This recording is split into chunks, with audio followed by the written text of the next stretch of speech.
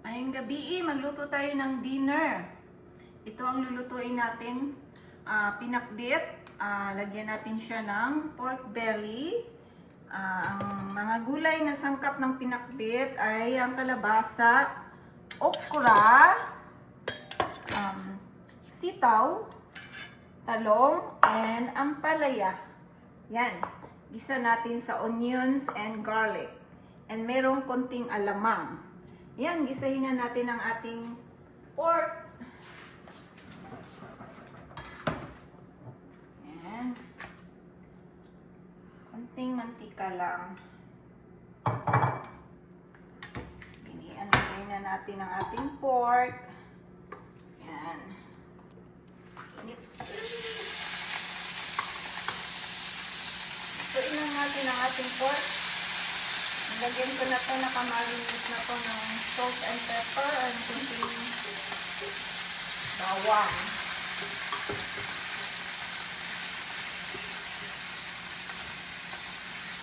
Yan, antayin lang natin mag-brown ang ating pork and then ilagay natin ang ating kalabasa.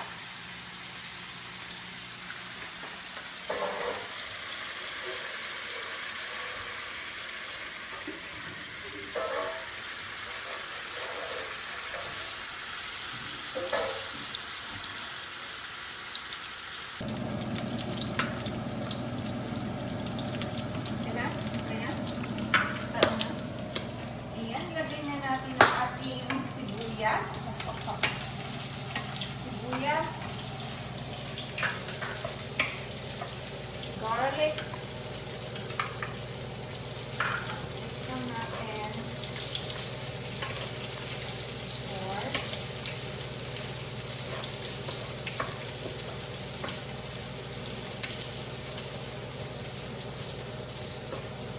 lagay natin ang ating alamang. Yan, alamang. Saute lang natin ang ating alamang. Yan.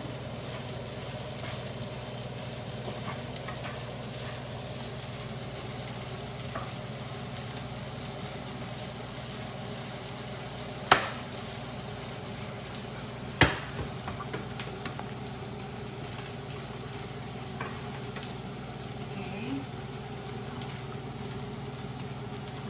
Siya ng kunting lemon. Meron pa yung kalamansi.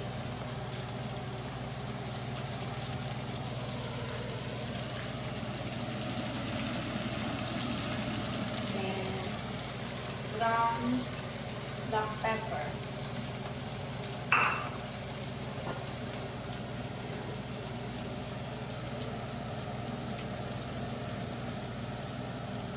And then salt. Kunting salt lang kasi meron alamang.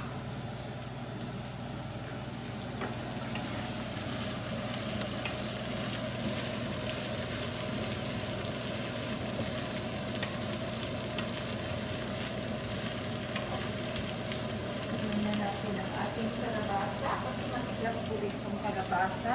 Ayan, lagyan natin yung kalabasa.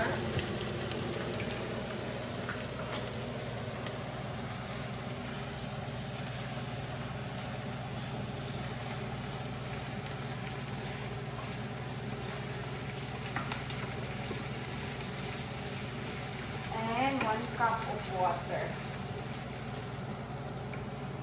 Ayan, kailangan natin lumambot ang ating kalabasa.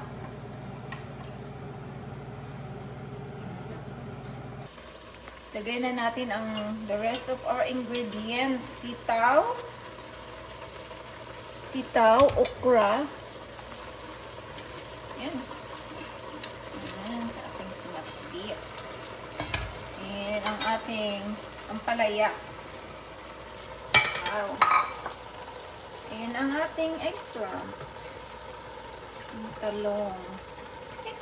Napuno na. Yan, i-mix lang natin. Okay. Yan, takpan lang na natin. Okay, balikan natin. 10 minutes. Ayan, luto na ang ating pinakbit na merong pork belly and alamang. Tikman na natin.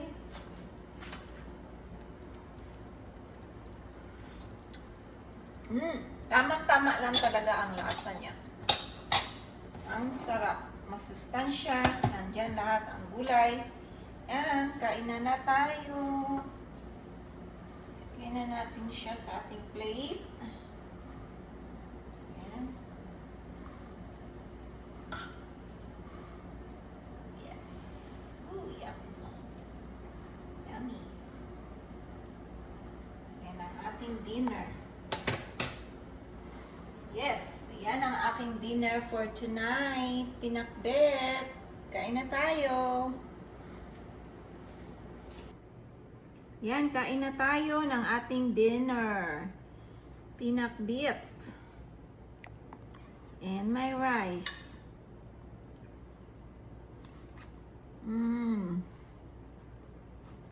Yung vegetable. Tamang-tama lang yung vegetable. Hindi siya crunchy pa rin siya.